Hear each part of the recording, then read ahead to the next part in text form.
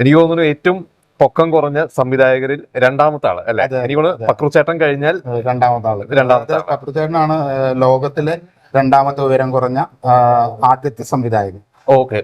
അതിനുശേഷം പോർക്കളം എന്ന സിനിമ സംവിധാനം ചെയ്തതിലൂടെയാണ് അതേ ഇത് തന്നെ ലോകത്തിലെ രണ്ടാമത്തെ ഉയരം കുറഞ്ഞ സംവിധായകൻ Arabian book of world record കിട്ടാൻ കാരണമായി. എനിക്കൊണ്ട് അത്ഭുത ദ്വീപാണ് തുടക്കകാലം. അത്ഭുത ദ്വീപ് ശരിക്കും ഈ അഭിനയത്തോട്ടാണ് ആദ്യം വന്നത്. എങ്ങനെയാണ് ഞാൻ പറഞ്ഞ ഇതിലോട്ട് വന്നത്? അതായത് അത്ഭുത ദ്വീപ് 20 വർഷങ്ങൾക്ക് മുമ്പ് 2005 അത്ഭുത ദ്വീപ് ഷൂട്ട് തുടങ്ങുന്നത്. അതിൽ ഏകദേശം 250ഓളം എന്നെ പോലത്തെ പൊക്കം കുറഞ്ഞ സഹോദരങ്ങൾ ഒരുപാട് പേരുണ്ടായിരുന്നു.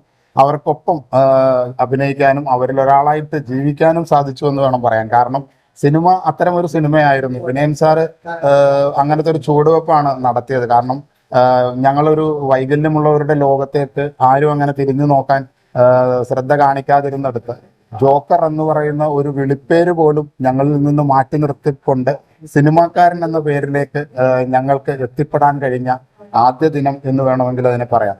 അവിടെ നിന്ന് പിന്നീട് ഓരോ പടികളും നടന്നു കയറുമ്പോഴും ആത്മവിശ്വാസം ഇരട്ടിക്കാനുള്ള കാരണം സമൂഹത്തിന്റെ ഒരു വല്ലാത്ത നോട്ടങ്ങളും ഭാവങ്ങളും എല്ലാം മാറി പുതിയൊരു ജീവിതം തുടങ്ങിയ ഒരു വർഷമെന്ന് വേണമെങ്കിൽ 2005 ഞങ്ങൾക്ക് വിശേഷിക്കുക.